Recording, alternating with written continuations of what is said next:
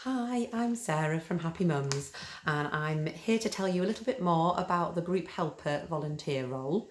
You'll have had your 2-day induction, and this is really to give you the extra information that you need to carry out your job, your volunteer job, and to feel as supported as possible in that. So, in terms of the volunteer group helper, this is a role where you don't necessarily have to have had any experience of maternal mental health problems, although it obviously helps if you do. You also don't have to have been coming to Happy Mums yourself. It's something that you can do if you particularly enjoy being around children, you kind of want to do something practical to support people. It's a really good role for that.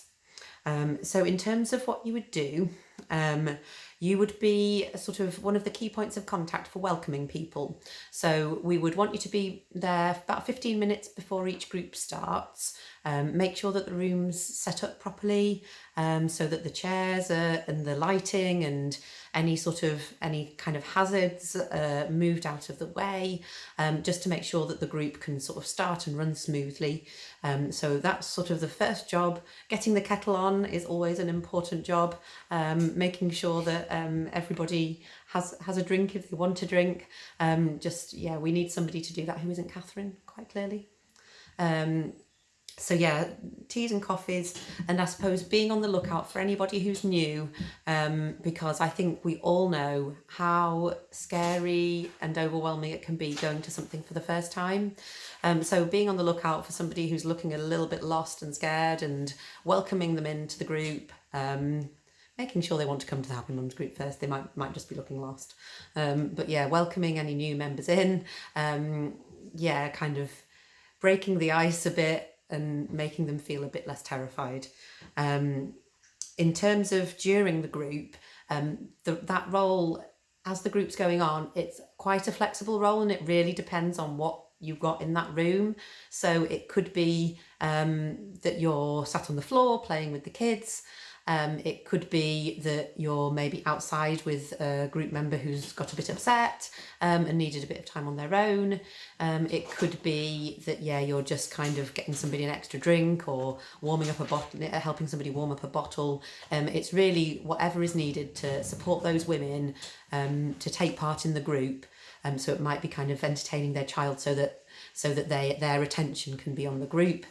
Equally, the facilitators will be needing to kind of manage the group and the timings and responding to everybody. So they might miss something that's going on that isn't the woman that's speaking at that time. So it's your job to really see what else is going on, see where you can help, and see how you can support both the group members and the facilitators to kind of take part in the group. Anything else that might come up. Once the group's finished, we would expect you to stay afterwards just to have a really quick discussion with the facilitators about how the group went, if there were any issues that came up.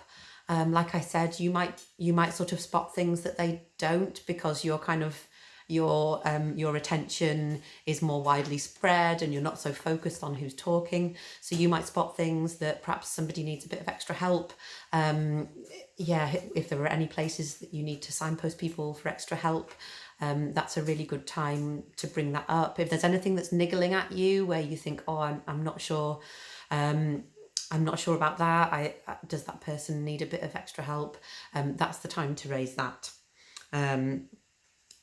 And then as well, one of the really important things as a group helper is around making sure that that debrief happens, making sure the forms are filled in. I know it's all a bit boring, all the paperwork, but really that paperwork is our way of showing that you've had that discussion and that we can show that we are supporting you. In terms of registers, we would want you to be making sure that there is a register, and that's really important because the data from that register, the number of women that come, the new women that come, that allows us to show our funders that we're making a difference to people, and we wouldn't be able to get the funding that we do if we didn't keep those kinds of records.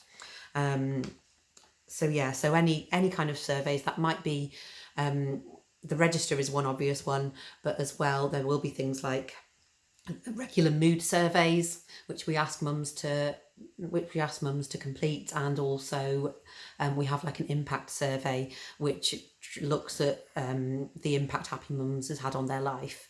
And that one is anonymised, but the data is still really important, because that is the big one where we can show that we are making a difference, that we have improved people's mental health, and that we are contributing to better mental health. So that is pretty much it for the volunteer group helper. I suppose the other thing to say is that a volunteer group helper, you wouldn't necessarily be expected to talk about your own mental health. You won't be put on the spot in terms of needing to talk about your own background. So it's totally fine to be reserved about that. It's also totally fine if you did want to share, to do that as part of the group, and that might change over time. You might want to share a bit at the start and then not. You might not want to share and then build up to that. But yeah, however you feel comfortable, but there isn't an expectation that you will take part in the group, and you won't need to manage the group in the same way that the group facilitator does. So yeah, that is all about that. Thank you so much for being a group helper. They really are the glue that binds it all together, and helps everybody else take part in the support that we offer. So thank you so much.